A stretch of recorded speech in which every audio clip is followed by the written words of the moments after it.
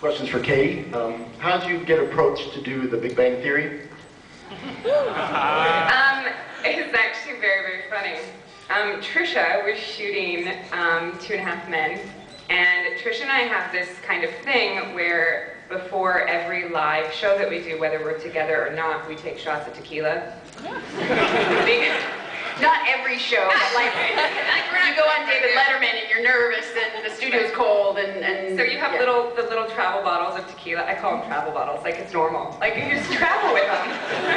In the car, like you just travel with them. She's kidding. But they're the little ones, you know, so it's a one-shot deal. It's not a open up and accidentally have more than one shot. Right, but but Tricia and I have never, I don't think neither one of us had ever done any live television shows, so she was really nervous and I was trying to be a good best friend, and so I'm trying to drive from the beach to the valley with shots of tequila in my car so she can take a shot before she goes in front of the live audience, and I'm calling her going, I'm on my way, I'm coming, I swear I'll be there, and I'm sprinting in, and like Chuck Lorre there, and I never met him, and he's like, oh, Katee Sackhoff. I was like, I'll talk to you later, I gotta find Tricia. and I came out, and while she was shooting, Tricia didn't let me stay and actually watch her shoot, but I was too nervous to have her there.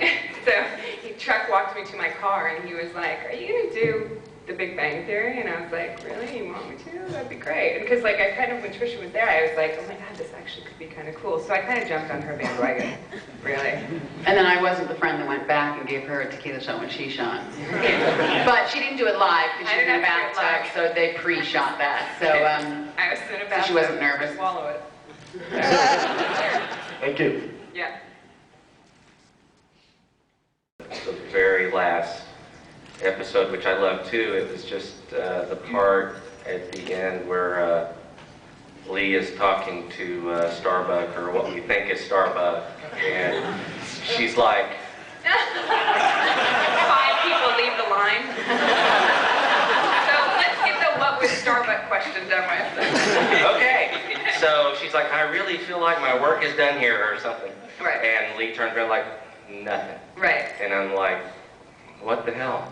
Yeah. So what do you think when you read that? What do you think? I was happy. You know, I had said to Ron from I think at the beginning of the season when I knew that it was our last season, and I said, please don't give Starbuck this happy ending where she goes off into the sunset with Lee holding hands, skipping, because it's not who she is, and I don't think that she wouldn't be happy, and I want her to have peace at some point of some sort. So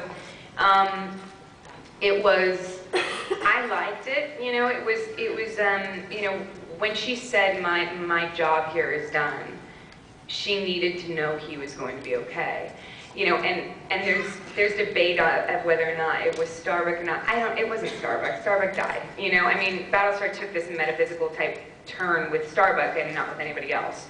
So I think that you know, for them to have tried to answer that question any more complicated than she was dead and she's a ghost or she's this or she's that, I think it would have taken away from the realism of the story. Starbuck did die. You know, she had said in the thing with her mother in Maelstrom, she had said she knew she needed to die to fulfill her destiny, which was to let whatever this other thing was come back as her. And I think that you know, whatever came back needed to make sure all the, you know, the I's were dotted and the T's were crossed, and Lee was one of them, you know, needed to know that he was going to be okay.